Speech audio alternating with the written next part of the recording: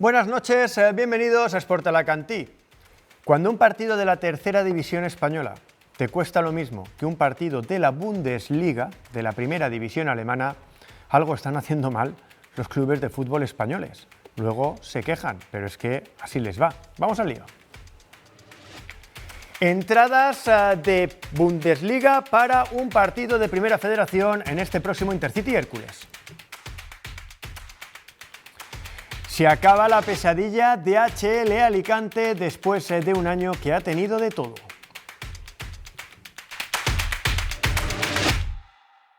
Venga, hoy tenemos, os lo contaba ayer, modo tertulia, pero también tenemos algo de actualidad, así que lo primero, presentar a nuestros invitados y luego ya vamos con la actualidad y con esa tertulia para repasar lo que ha sido una temporada de HL Alicante que amenaza con tener epílogo con todas las cosas que han tenido pendientes y de las que también vamos a hablar. Dani Rodríguez, ¿qué tal? Bienvenido. Buenas noches, Aitor. Oye, antes de hablar de baloncesto, ¿qué te parecen los precios del Intercity Hércules? Me parecen caros, según tengo entendido son consensuados entre el Intercity y el Hércules. Ahí hay una intrahistoria importante y evidentemente sin ningún equipo jugándose nada, más allá de que el Hércules certifique matemáticamente la permanencia, pues invitan a pensar que va a haber muy poca afluencia de público en el Rico Pérez, porque pagar 20 euros para un partido de Primera Federación, además sin nada en juego, otra cosa hubiera sido que el Hércules hubiera estado jugando el playoff. Probablemente no pensaríamos que los precios son tan caros, aunque son caros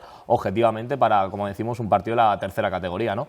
Así que, bueno, pues que cada uno se mire su propio ombligo y piense si las cosas que están haciendo son positivas para favorecer la afluencia de público o no.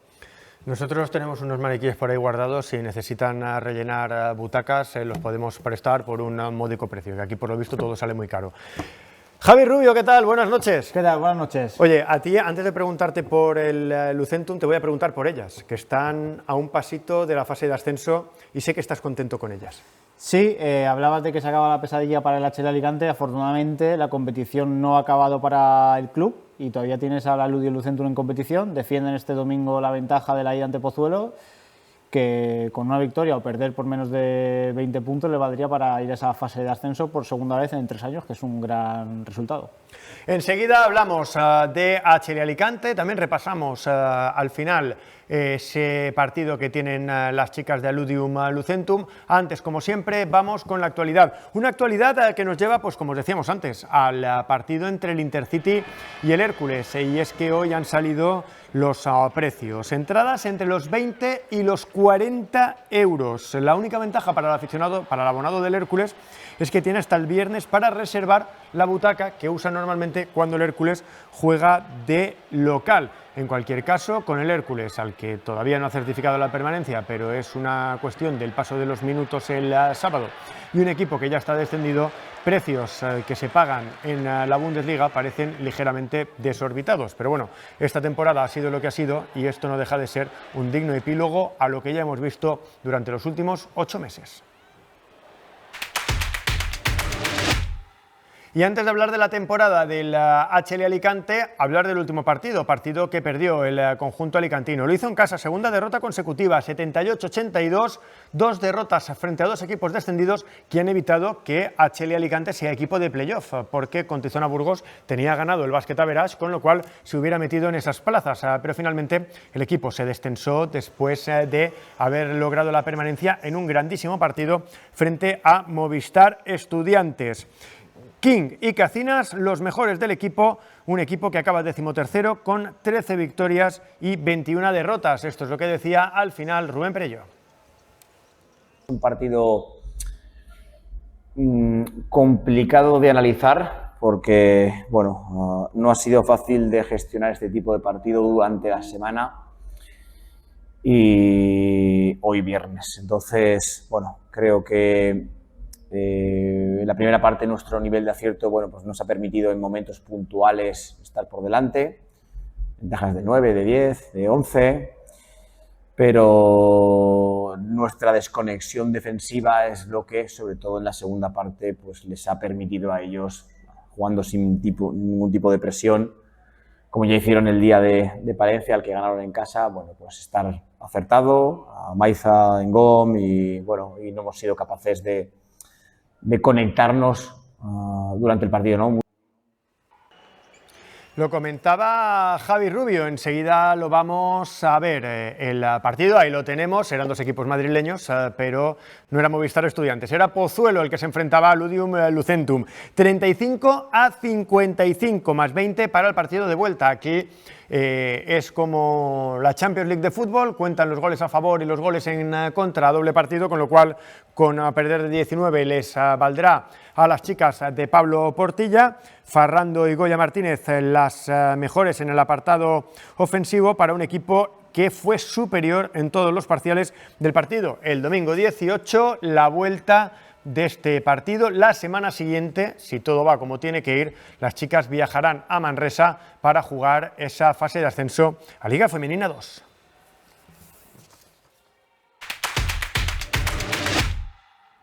Venga, ahora sí, tiempo para hablar de HL Alicante y de, empezando por el final, porque Dani Rodríguez, si el equipo hubiera conseguido la permanencia en la última o la penúltima, sin opciones de playoff, todo el mundo estaría dando botes de alegría y, sin embargo, el hecho de haber perdido con dos descendidos que te podían haber metido en playoff, no le da a lo mejor el valor que tiene a esa pedazo de remontada que se ha hecho. Totalmente, te queda un sabor agridulce, ¿no? Porque llegas a falta de 2 jornadas ante 2 equipos descendidos con opciones reales, como decía el propio entrenador, y la clasificación así lo decía también, que podías incluso rascar esa 9ª plaza y alargar la temporada y, bueno, pues poner ese culmen, ¿no? a una gran remontada que todos creíamos que era muy, muy complicada conforme arrancó la temporada, ¿no? Con ese 0-10, con cambio de entrenador, con cambio de muchísimos jugadores, y es verdad que ahora te queda esa sensación de has ganado equipos como Estudiantes, has ganado equipos como Obradoiro en casa, como San Pablo Burgos, el equipo que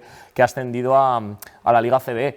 Y claro, pues esos 2 últimos partidos, sobre todo el de Morón, que bueno, es un equipo que había ganado 3 partidos en todo el año, pues sí que te queda esa sensación agridulce, ¿no? Pero bueno, yo creo que hay que mirar más allá, hay que mirar algo más global. Y bueno, pues creo que la temporada pues se ha salvado, ¿no? Evidentemente, a principio de temporada tampoco creo que el objetivo hubiera sido la permanencia, pero conforme avanzó la temporada sí que evidentemente había que marcarse ese objetivo, había que mantener la categoría. Lo ha conseguido Rubén Perelló y el equipo que se le ha ido confeccionando conforme ha ido transcurriendo el año, y yo creo que bueno, pues se salva, pero es verdad que este final pues te queda un poco la sensación de también podíamos incluso haber conseguido esa plaza de playoff.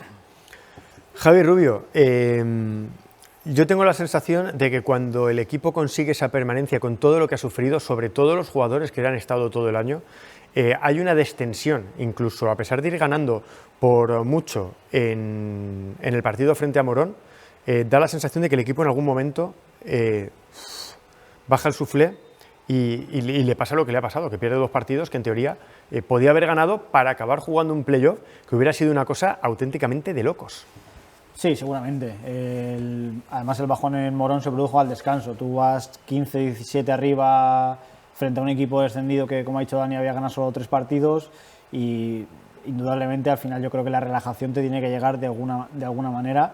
Llegó, Morón en su casa pues se quiso despedir a lo grande, le dio la vuelta al partido y te dejó sin opciones de playoff. Yo creo que al final los 2 últimos partidos son un poco el resumen de la temporada. Creo que lo que mal empieza, mal acaba, y ese ambiente raro, frío que ha habido durante mucha parte de la temporada ha sido el cierre de esta temporada de Lucentum, que ha salvado el drama gordo. Yo creo que el objetivo como club no está cumplido, porque al fin y al cabo te has quedado lejos de playoff, y es verdad que has salvado una situación y una papeleta muy complicada empezando con un 0-10, pero creo que el objetivo que tiene que marcarse el club de llegar a playoff no se ha conseguido. Al final el playoff te lo has dejado contra los equipos de abajo. De los 3 descendidos, de 6 partidos solo has ganado 1, que es el de Morón aquí en casa. Contra Valladolid has perdido 2, contra Castellón has perdido 2 y contra Morón perdiste el otro día. Al final tú mismo te has puesto piedras en la mochila para no lograr ese objetivo. Has conseguido victorias de muchísimo valor, que son las que te han luego aupado a conseguir esa permanencia y llegar con cierta alivio y respirar antes de una última jornada dramática que se podía haber dado en el Ferrandiz, pero en las opciones de playoff te las dejaste tú contra equipos que a priori no puedes haber fallado. Cantabria en casa, Valladolid en casa, Morón fuera, Castellón en casa. Creo que hay varias victorias que te habrían dado esa posibilidad de jugar playoff, porque Tizona ha terminado la temporada con 7 derrotas seguidas, ha hecho un poco lo que venía haciendo Lucentro las últimas temporadas. El año pasado, sin ir más lejos. Claro. Entonces, bueno, pero se había ganado esas 15 victorias, las tenía ya para entrar, y tú, si hubieses apretado un poquito contra esos rivales, yo creo que te puedes haber llevado al playoff, pero sí que es verdad que, bueno, fina esta temporada, salvas el drama del descenso, cosa que un histórico como Valladolid se lo ha llevado por delante y va a tocar reestructurar en segunda FEP. Entonces, bueno, pues lo mejor para Lucentum es que ha conseguido salvar la categoría y tiene tiempo y largo para poder analizar todo lo que ha pasado y todo lo que puede pasar. Del futuro vamos a hablar, pero obviamente hay que empezar por una temporada que empezó siendo una auténtica pesadilla, 10 derrotas, 3 entrenadores, muchos cambios de jugadores, muchas decepciones entre los jugadores que habían llegado y no habían cumplido las expectativas. Pintaba muy negro esto, Rodríguez. Como ha pasado en otros equipos, creo que se empieza la temporada con un entrenador con el que no se confía, o no hay total confianza en el entrenador para arrancar la temporada, porque ya venía de la temporada pasada con ciertas dudas por parte de los dirigentes, por decirlo así. Entonces, normalmente, cuando se dan esas circunstancias, no suele salir bien. ¿Y qué pasó? Que cualquier equipo llegaba al Ferrandiz y te ganaba y te sacaba victorias, ¿no? Entonces, ahí ya creo que se empezó con un debe, ¿no? En lo que es la planificación. Luego, para mí también, lo que es la planificación de verano, pues a mí hay jugadores que pues, no estaba del todo convencido en que fueran a rendir, y finalmente pues hubo muchos que tuvieron que salir, y bueno, ha habido como decía antes, una reestructuración de la plantilla prácticamente a lo largo de toda la temporada, ¿no? Un síntoma de que pues, muchos de los jugadores que llegaron en verano pues no han rendido o no han cumplido las expectativas. Eso es otro de los problemas, ¿no?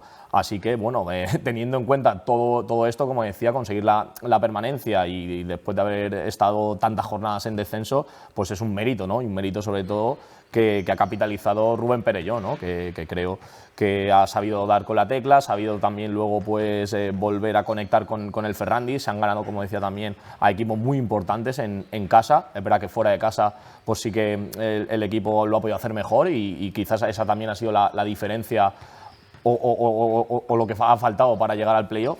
Y bueno, pero en una temporada que empieza ya tan mal, conseguir la permanencia creo que también es algo a destacar, ¿no? Javi, el cambio de entrenador tiene mucho análisis, ¿vale? Consiguió la clasificación para el playoff Pérez Caínzos el año pasado con tiempo de sobra. Luego es verdad que el equipo, después de conseguir esa clasificación, se cae por completo, y cuando Caínzos ya no está, parece que era el diablo, pero había conseguido el objetivo, te podía gustar más o menos cómo jugaba su equipo, podías querer otro tipo de entrenador, él había cumplido con lo que se le había encomendado. Lo que pasa es que el final es tan malo que lo arrastra en la llegada, pero no se toma una decisión, que es la de decir, si no confío, no necesito, la prioridad no puede ser tener estabilidad, la prioridad tiene que ser tener un entrenador en el que confíes. Sí, eso de tener, vamos a repetir entrenador porque hace mucho tiempo que no empezamos 2 temporadas seguidas con el mismo entrenador, al final acaba saliendo mal, y aquí salió mal. Es verdad que yo creo que el equipo tuvo mala suerte en ciertos finales, porque aun jugando mal, porque el principio de temporada de Lucentum juega mal, creo que hay varios partidos que puedes haber sacado perfectamente. El de Valladolid, aquí en casa, el primera jornada de Liga, creo que ninguno de los dos equipos jugó bien, y a nada que hubiese estado un pelín más acertado te habrías llevado el partido. Cartagena, allí tienes un tiro incluso para ganar. Oviedo, empiezas el último cuarto habiendo remontado, poniéndote por arriba, y el equipo se vuelve a caer. Orense, que ya no estaba Antonio, estaba Raúl como entrenador, el equipo estaba hacia arriba y se vuelve a caer. Todo eso por la ansiedad, ese problema mental de no ganar, que yo creo que se destapó todo con la primera victoria aquí en el Ferrandiz, ya más tema mental que puramente baloncestístico. Yo creo que el equipo tuvo mala suerte en algunos partidos, y la idea de la confección de plantilla yo creo que estaba bien manejada. Al final tú no puedes llegar a ciertos perfiles, por dinero es imposible que tú retengas a jugadores como Gudmundsson, que acaba de ascender, Brad Davison, que es uno de los jugadores estrella en un Obradoiro que tiene plantilla prácticamente ACB. Entonces te toca arriesgar un poco. Creo que la jugada de arriesgar podría ser buena, el único problema es que cuando empiezas tan mal luego ya no tienes tiempo para esperar a esos jugadores, tienes que mover el árbol. lo movieron, cambiaron la situación y gracias a eso consiguieron la permanencia. Pero yo creo que ese arriesgar con ciertos jugadores que venían de lesión podía ser interesante, pero claro, por ejemplo, Jordan King tardó en adaptarse un poco a la liga. En pretemporada lo vimos muy bien, luego tardó 2, 3, 4 meses en ser ese Jordan King que prometía 20 puntos por partido, que lo ha sido, pero los primeros partidos en los que tú no tenías esa primera espada, claro, el resto de jugadores que venían lesionados, que no podían participar en una plantilla, que también podemos hablar, al final es una plantilla que construyes de 12 jugadores, uno es Voloncén, cuyo nivel es testimonial para la categoría y posiblemente si van bajando categorías FEP tampoco jugaría, y algún jugador que llega lesionado para su proceso de recuperación. Te plantas con 8 o 9 jugadores prácticamente sanos para el primer tramo de competición, en el que hay veces que hay que primar empezar fuerte para coger ese colchón y luego ya poder gestionar. Y que tu pretemporada ha sido una competición oficial, claro. No puedes repartir los minutos a lo mejor o hacer las cosas como te gustaría. Si pensabas que iba a decir que tu pretemporada había sido un viaje por territorio extranjero, que también. Entonces, se juntaron muchas cosas. Es que sin varios jugadores, además. Claro, al final Roger Munte llegó después a Alicante. Lipovi, que era el 4 que se presuponía titular, no llegó hasta una semana y media después de la pretemporada en China. Jofres había estado lesionado. Bueno, es que son muchas cosas, muchos factores que luego decantan la balanza y al final te pone la liga en tu sitio. Creo que el equipo se corrigió bastante con la llegada de Aris, Cacinas sobre todo, que era un poquito lo que le faltaba al equipo. Pero si analizamos los jugadores, creo que hay jugadores muy interesantes que Jordan King nadie lo conocía y ha resultado ser uno de los mejores jugadores de la competición. Roger Moute creo que es un jugador muy interesante, también fuera de radar. En Huema más de lo mismo, pese a tener poco protagonismo ofensivo dentro de la estructura del equipo, cuando ha tenido que meter el tiro ganador lo ha metido. Recuerdo, creo que fue contra San Pablo Burgos que anotó el tiro decisivo prácticamente para ponerse +2 final. Y con Bélgica le hemos visto hacer exhibiciones ofensivas contra España. Entonces, bueno, creo que la plantilla no está mal. Al final, empezaste con 10-0 partidos que tenías que haber ganado como fuera, no lo supiste cerrar porque mentalmente el equipo no estaba bien, porque se veía abajo cuando no estaba preparado para estar abajo, y al final ha sido una carrera de fondo. Creo que la llegada del nuevo entrenador, más los nuevos jugadores, le dan un aire fresco al vestuario. Llega gente que no ha vivido esa presión, ese agobio de no ganar, de no ganar, de no ganar, y la cosa cambia. Dani, has cambiado muchos jugadores. Es verdad que gran parte de los jugadores importantes en este tramo final ya estaban antes, pero todo lo que has cambiado ha ayudado. Probablemente si quitas a Cachinas y a Aris, el resto de protagonistas ya estaban, pero sí han sido muy importantes a la hora de obrar este cambio, más allá de que Rubén Perelló, del que hablaremos luego, también ha sido fundamental. Sí, porque como decía Javi, lo que han provocado también es un cambio de mentalidad y de dar un poquito de energía a ese vestuario que bueno, con un 0-10 evidentemente pues estaría hundido.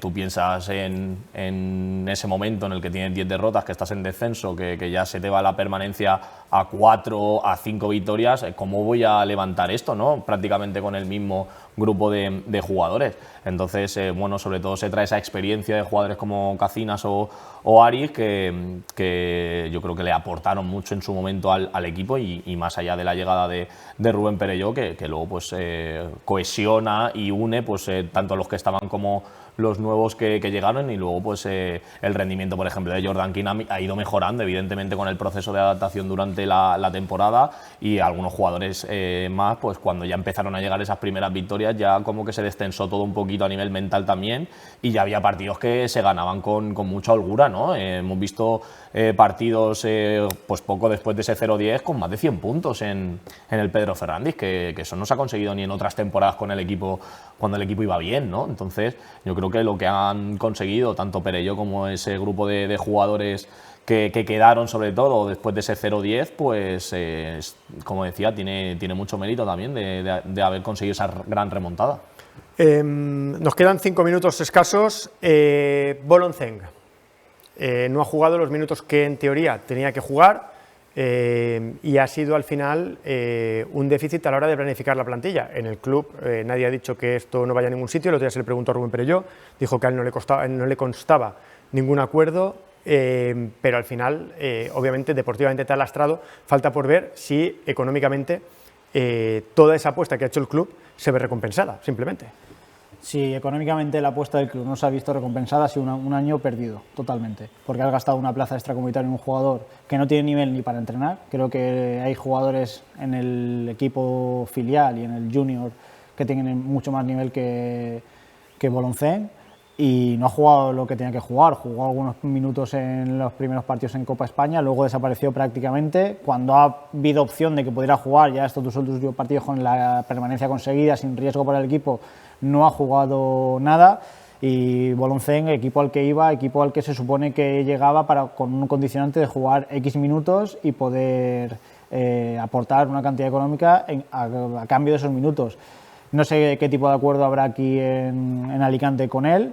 Sí que sé que el año pasado en Orense, la gente de Orense hablaba que dejó allí, que no hizo la aportación económica que se había pactado de inicio porque no jugó los minutos correspondientes.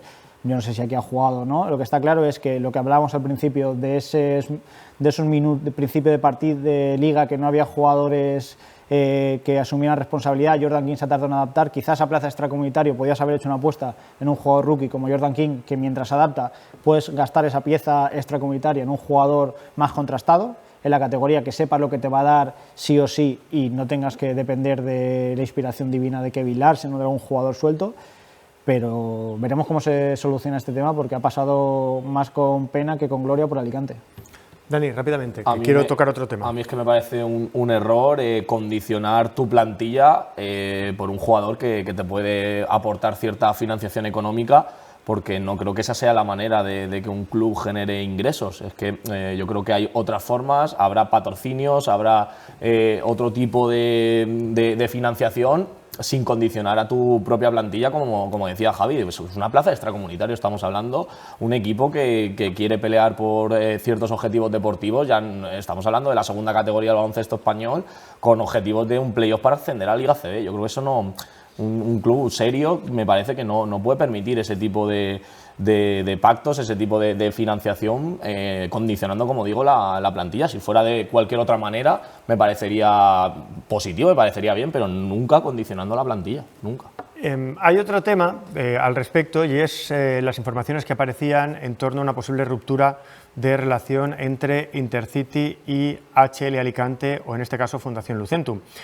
Tenemos un total que no nos da tiempo a poner porque es bastante largo, ya lo pondremos otro día, no pasa nada, de hace un año en el que el presidente del club aseguraba que este proyecto solo era viable con la aportación del Intercity, que el Intercity y Salva Martí, el presidente de Intercity, habían sido los que habían hecho que el club no tuviera problemas económicos cuando muchas instituciones les habían fallado, y a día de hoy, a mí, personalmente, como periodista, no me consta que el club haya dicho otra cosa, no, por lo menos a mí.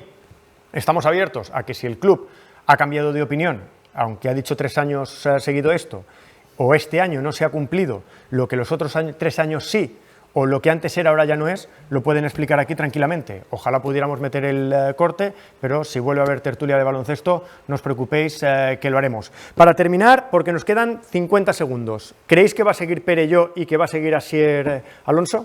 Buena pregunta. Yo creo que deberían seguir. Creo que la figura de Asier Alonso es un activo muy importante que tiene el club. Ya ha demostrado la capacidad que tiene para detectar talento como Adrián Rodríguez, Brad Davidson, Gudmundsson, y creo que Perelló cuenta con el favor de la afición, y creo que sería una buena manera de empezar un proyecto y reconducir el peor año reciente de Lucentum en Leboro. Rodríguez, rapidísimo. Yo creo que Perelló no va a seguir. El otro día su rueda de prensa, tanto previa como post, me sonó a despedida. No tengo muy claro también cuál es la relación ahora mismo que hay entre la directiva y el propio entrenador. Me consta que no es buena, pero no era buena ni cuando llegó. Entonces yo tengo muchas dudas, porque además creo que va a quedar o se ha revalorizado mucho Rubén Perelló en el mercado como para encontrar un banquillo a lo mejor de un equipo que sí que tenga esas aspiraciones de pelear por algo más, y con Asier Alonso entiendo que sí que seguirá. Pues yo me voy a mojar, Yo me gustaría que siguieran los dos y creo que no va a seguir ninguno. Y me gustaría que siguieran los dos y que se merecen seguir los dos. Amigos, ha sido un placer. Si queréis, cuando haya pasado algo más de tiempo, volvemos a hacer una última para ver si hay algo de luz sobre el futuro y podemos debatir más sobre qué le espera a la Fundación Lucentum en las próximas temporadas. Muy bien. Buenas noches. Nosotros nos marchamos, volvemos mañana con más Sport Alacantí. Mañana un equipo que está en la máxima categoría nacional y que pasa por debajo de la radar. Lo que pasa es que como también está con Intercity, a mucha gente no le gusta. Eso será mañana. Sed felices, buenas noches.